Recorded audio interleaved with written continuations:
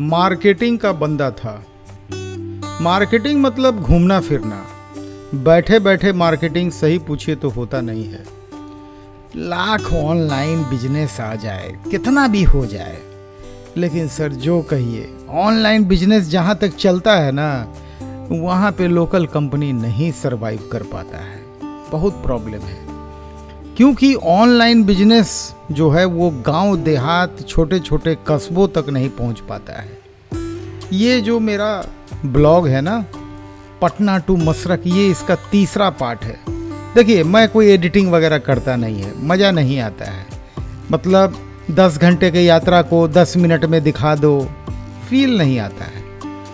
मैं बिल्कुल डिट्टो रखना चाहता हूँ। ठीक है, स्पीड को डबल कर दिया है, स्पीड को 200% कर दिया है, मतलब स्पीड डबल हो गया है, लेकिन कोई एडिटिंग नहीं है। रास्ता वही है, पूरा का पूरा रास्ता आपको दिखाई देगा, इवन कि दाएं बाएं सब कुछ दिखाई देगा। दोस्तों, मेरा नाम संजीव वर्मा है। मैं बिल्कुल एक व्यापारी रहा हूं और एक लंबे समय से 16-17 व्यापार, मतलब मैन्युफैक्चरिंग का काम किया हूं। और जितना भी व्यापार किया हूं ना, फर्क बस इतना ही है। शुरुआती दौर में बस और ट्रेन से यात्रा करता था, ग्राहक तक पहुंचता था। जब मैं पंखा का फैक्ट्री खोला था, मेरे पास 700 ग्राहक था। 700 ग्राहक बनाना आसान खेल नहीं है, हालत खराब हो जाएगा। 700 ग्राहक कोई एक दिन में नहीं बना था, लंबा अरसा था। और सही पूछिए तो सभी लोग एक्टिव थे। ऐसा नहीं कि 700 में 70 ग्राहक एक्टिव था, अब बाकी 630 ग्राहक डेड था, ऐसा कुछ नहीं था। सब एक्टिव लोग थे। आज जैसे 65,000 सब्सक्राइबर हैं चैनल पे, सब कोई कभी ना कभी कोई ना कोई वीडियो देखते रहते हैं। उसका जीता जागता उदाहरण है राहुल जी के फैक्ट्री का एक वीडियो, मात्र 15 सेकेंड का। सर 46 लाख लोगों ने देखा है, 46 लाख। जाहिर सी बात है, उस 46 लाख में 65,000 लोग तो बिल्कुल होंगे। तो सर काम ऐसा कीजिए ना, काम ऐसा कीजिए कि कोई किया ना हो। पर ठीक है, कंपटीशन के लाइन में घुसी, हम मना नहीं करते हैं, क्योंकि कंपटीशन के लाइन में मोनोपोली बनाना मेरे लिए तो बड़ा आसान था, बहुत आसान था। आइए चलिए एक और कहानी दिखाते हैं आपको। वक्त था ऑडियो कैसेट का। मेरे पास अपना ही केस हिस्ट्री इतना ज़्यादा है, हमको दूसरे का केस हिस्ट्री पे बात करने का ज़रूरत ही नहीं है। अपने ज़िंदगी में केस हिस्ट्री का भरमार पड़ा है। अगर सारे केस हिस्ट्री को अगर पढ़ लीजिएगा ना, तो आप भी इनोवेटर बन जाइएगा। आपको भी पता चलेगा इनोवेशन में क्या ताकत है। तो ऑडियो कैसेट का ज़माना था, वो टी सीरीज का ज़माना, ब्लैंक कैसेट खरीद के रिकॉर्डिंग करना मनपसंद गानों का, वो दौर था। बात मैं 1900 लगभग 95 की कर रहा हूँ। 95 जब मैंने फैक्ट्री डाला था। अच्छा, वो फैक्ट्री कैसे डाला था उसके पीछे भी एक कहानी है। मैं यूपीएससी की तैयारी कर रहा था, और तैयारी ऐसी वैसी नहीं, बहुत भयानक तैयारी थी। और विषय जो मैंने रखा था इतिहास और मानव शास्त्र, यानी इंडियन हिस्ट्री और एंथ्रोपोलॉजी। ये फाइनली मैंने सब्जेक्ट रखा था। शुरुआती दौर में तो मेरा हिस्ट्री और पाली लैंग्वेज सब्जेक्ट था, लेकिन पाली के गुरुजी का देहांत हो गया था और पाली पढ़ाने वाला कोई नहीं था। पाली यानी बौद्ध धर्म का जितना भी ग्रंथ है वो सारा पाली लैंग्वेज के अंतर्गत कवर होता है। चूँकि बौद्ध धर्म के जितने भी ग्रंथ हैं वो सारे पाली भाषा में लिखे गए थे। बहुत सारा कहानी था। मेरे बड़े भाई जो कि अब इस दुनिया में नहीं है, वो नेशनल स्कूल ऑफ ड्रामा के मेरिट स्कॉलरशिप होल्डर थे। उन्हीं के ग्रुप में, उन्हीं के बैचमेट सब एक से एक कलाकार, राज बब्बर, नसीरुद्दीन शाह वगैरह थे। तो मेरे भाई साहब बोले कि पटना का मकान जो हमारा ग्राउंड फ्लोर का था वो खाली पड़ा हुआ था, बहुत दिनों से खाली पड़ा हुआ था। मैंने बिजनेस रोक दिया था, वीडियो कैसेट का पहले कारोबार करता था। तो वो बोले थे कि संजीव इसको रेंट पे मत देना, मैं इसमें कुछ करूंगा। तो मैं बोला ठीक है, हमें भी रेंट की कोई इच्छा कभी नहीं रही थी कि मकान में रेंट लगाओ। तो अचानक वो एक दिन बोले कि इसको साउंड रिकॉर्डिंग स्टूडियो में कन्वर्ट कर दो। देखिए, केस हिस्ट्री की बात कर रहा हूँ, केस हिस्ट्री सुनना चाहिए। पता नहीं कहाँ से कहाँ बात निकल जाए, कहाँ से आपको मोटिवेशन आ जाए। तो मैं इस केस हिस्ट्री को बहुत शॉर्ट में, चूंकि मुझे समय ही मिला है 10 से 15 मिनट का बताने के लिए, तो साउंड रिकॉर्डिंग का स्टूडियो में बना दिया, उद्घाटन वगैरह हो गया। लेकिन वो बोले थे कि इसको चलाने के लिए रिकॉर्डिस्ट मैं बॉम्बे से भेजूंगा। उस वक्त मुंबई नहीं बॉम्बे कहलाता था। किसी कारणवश वो रिकॉर्डिस्ट नहीं आया। मेरे पिताजी का भी बहुत सारा पैसा लगा हुआ था इक्विपमेंट में, वो चिंता में पड़ गए। नीचे का मकान भी इंगेज हो गया, चल नहीं रहा है, बंद पड़ा है स्टूडियो। मैंने कभी रिकॉर्डिंग किया नहीं था, हाँ एडिटिंग वगैरह भैया के साथ बहुत सारे कामों में किया था, लेकिन रिकॉर्डिंग कभी ऑडियो रिकॉर्डिंग नहीं किया था। और सारे मशीन के बारे में कोई जानकारी थी नहीं। टैस्कम का 4 ट्रैक का रिकॉर्डिंग मशीन था, वो कैसेट के ज़माना का मशीन था। तो मैंने जो इंस्ट्रक्शन मैनुअल होता है ना, उस इंस्ट्रक्शन मैनुअल से कुछ नहीं किया, एक एक बटन के फंक्शन को समझना चालू किया और धीरे धीरे सीखा। यहाँ पे लोकल न्यूज़पेपर जो था वो हिंदुस्तान के नाम से आता है। उस वक्त दैनिक भास्कर, दैनिक जागरण ये सब नहीं था, ये हिंदुस्तान का आधिपत्य था। मैंने उसमें वॉइस टेस्ट का एक विज्ञापन दे दिया और 500 रुपया उसका चार्ज रख दिया वॉइस टेस्ट का।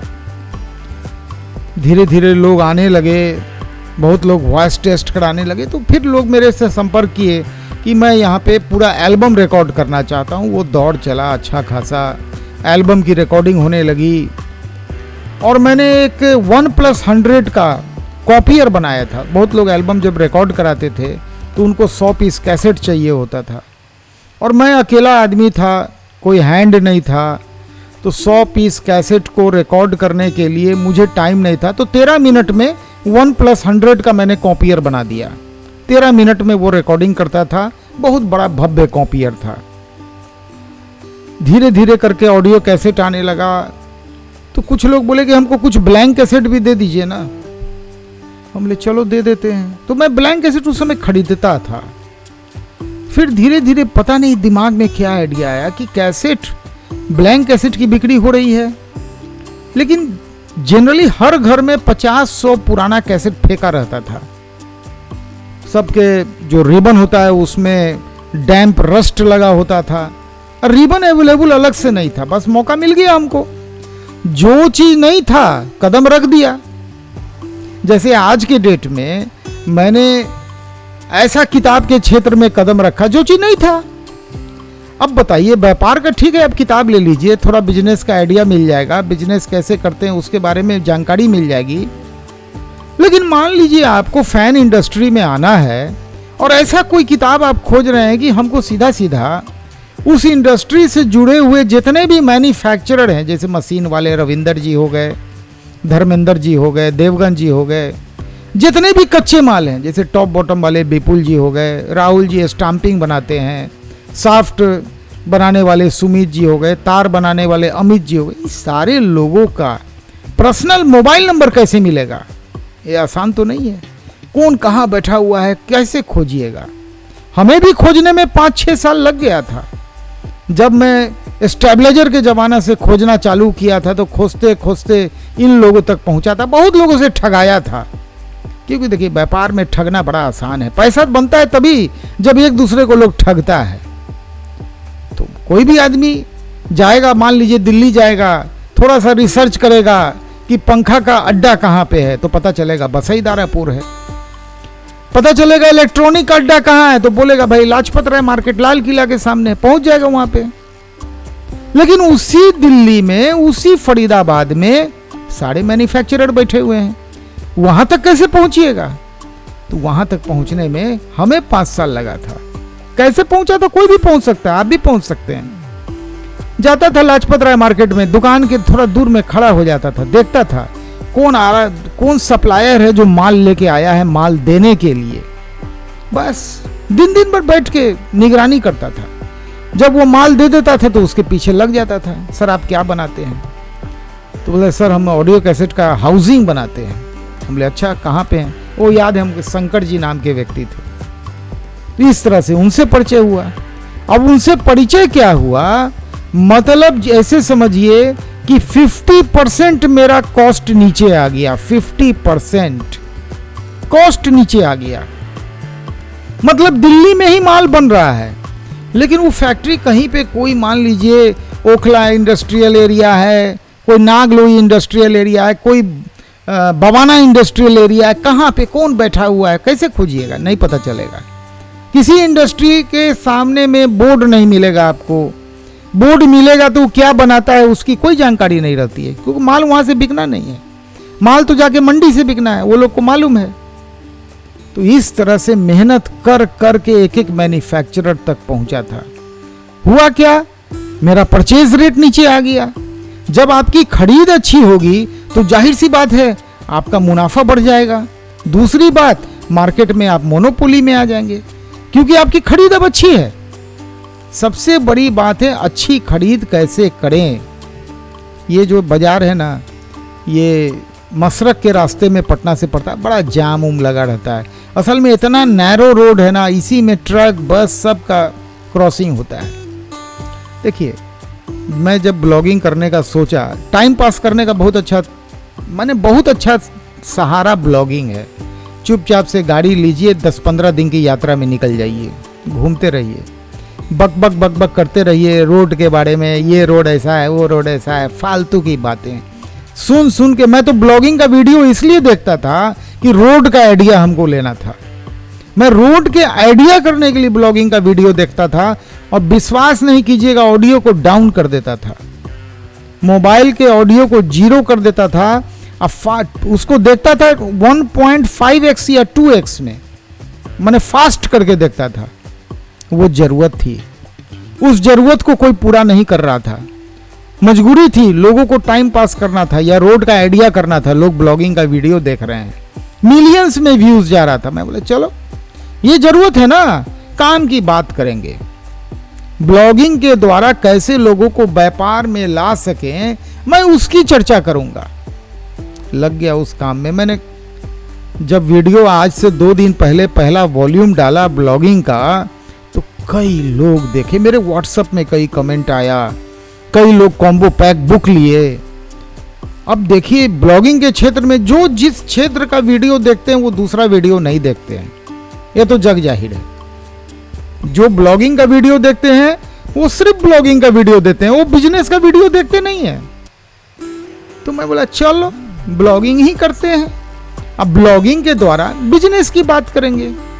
ठीक है, मानते हैं सफलता का रेशियो शुरुआत में कम होगा। मैं सोचा था कि 3 महीना एक भी व्यक्ति कॉम्बो पैक नहीं लेंगे, 3 महीना एक भी व्यक्ति मेरे से कांटेक्ट नहीं करेंगे, लेकिन पता नहीं जो आदमी सोचता है वो होता नहीं है। परसों वीडियो हमको लगता है गलती से सुबह अपलोड हो गया। गलती क्या हुआ वो भी सुनिए। मैं सोचा कि शाम 6 बजे का शेड्यूल करूंगा, प्रीमियर लगा दिया, लेकिन जैसे 6 लिखा और उस समय बज रहा था सुबह के 7:30, तो यूट्यूब को क्या पता वो 6 नहीं 18 हमको लिखना चाहिए था, वो तुरंत अपलोड हो गया, अब पब्लिक हो गया। तो हम सोचे कि तो गलती हो गया। मेरे सबसे ज़्यादा सब्सक्राइबर जो हैं वो शाम 7 बजे से लेके 10 बजे रात तक देखते हैं। मैं तो सोचा कि ये तो गलत हो गया, लेकिन पता नहीं जैसे अपलोड हुआ 10 मिनट बाद जब मेरी जानकारी हुई तो देखा तब तक ले 70 लोग उस वीडियो को देख चुके थे। मैं तो चकरा गया, अरे ये क्या हो गया।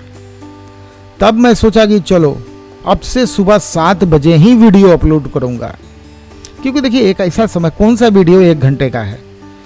मेरा सारा ब्लॉगिंग का वीडियो मेरी कोशिश रहेगी 10 से 15 मिनट के बीच का मैं रखूं, कोशिश यही रहेगी। रोड ट्रिप का मजा, गांव देहात का मजा। और एक बात जान लीजिए, व्यापार जो है सो कस्बों में रहता है। जो हम लोग जैसे लोकल मैन्युफैक्चरर हैं, हम लोग सोचेंगे कि हम बड़ा बड़ा, अब जैसे पटना शहर में हम सोच लें कि मेरा माल बिक जाए, जबकि खूब बेचे थे। हकीकत ये है कि खूब बेचे थे, कारण उसके पीछे बहुत था। इस वीडियो में उस पर चर्चा नहीं करेंगे, अगले वीडियो में चर्चा करेंगे। तो मेरा ग्राहक पटना शहर में भी बहुत हो गया था, क्योंकि कुछ ऐसा मैंने काम ही कर दिया था। लेकिन मेरा मेन फोकस हमेशा कस्बों से जुड़ा होता है। कस्बा मतलब वो जिला का सैकड़ों ऐसा जगह जो कस्बों से घिरा होता है, जिससे जिला का निर्माण होता है। वहां तक कोई फैक्ट्री वाला नहीं पहुंच पाता है सर, वहां कोई डीलर डिस्ट्रीब्यूटर भी नहीं पहुंचता है जो जिला में बैठा हुआ है। कस्बे वाले को, बेचारे लोगों को खुद जिला में आना पड़ता है अपने दुकान को बंद करके, क्योंकि उनके पास स्टाफ नहीं होता है। मैं बहुत नजदीक से सब चीज को फील किया था, और जब मैं गाड़ी लेके कस्बे के दुकानों में पहुंच गया तो उन लोगों को लगा कि जैसे वरदान मिल गया उन लोगों को, कि कोई पटना का फैक्ट्री वाला मेरे तक पहुंच गया, मतलब उनकी खरीद अब अच्छी हो जाएगी।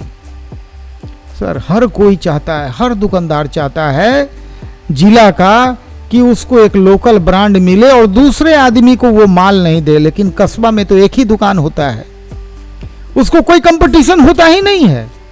और विश्वास नहीं कीजिएगा, मैंने ऐसे ऐसे जगह की दुकानों को देखा है कि जहां पे वो इलेक्ट्रॉनिक्स का दुकान है, वो चावल दाल भी बेच रहा है। सर, इवन वो दवा भी बेच रहा है, दवा का भी ड्रग लाइसेंस लिए हुए, डीएल नंबर लिए हुए, क्योंकि उस दूर दराज तक कोई दूसरा दुकान ही नहीं है। कपड़ा भी बेच रहा है, माने एक बड़ा सा दुकान है, लेकिन असल में वो मल्टी शॉपिंग कॉम्प्लेक्स की तरह काम कर रहा है। दवाई भी बेचारा बेचता है, जरूरत का दवाई भी बेचता है, और डॉक्टर साहब भी एक होते हैं, दूसरा दवा का दुकान भी नहीं है। वही सब को मैं कनेक्ट करने का सोचा था, क्योंकि वहां से रिस्पॉन्स बहुत अच्छा मिलता है। और एक बात जान लीजिए, वो लोग कभी आपका पैसा मारने की कोशिश नहीं करेंगे। क्यों नहीं करेंगे? क्योंकि उनका दुकान चलता बहुत है, उनमें धोखाधड़ी नहीं रहता। ये सब जितने बड़े बड़े जगह में जैसे पहुंचिएगा ना, धोखाधड़ी भी बढ़ जाएगा। तो जिन लोगों को व्यापार में जल्दी आना है, बिल्कुल कॉम्बो पैक लीजिए। और जो लोग हमको सपोर्ट करना चाहते हैं, पेट्रोल में सहयोग करना चाहते हैं, मेरे व्हाट्सएप नंबर 9835633059 पे कंट्रीब्यूट कीजिए। वीडियो को लाइक शेयर सब्सक्राइब कीजिए। मिलते हैं अगले ब्लॉग में। नमस्कार, जय हिंद।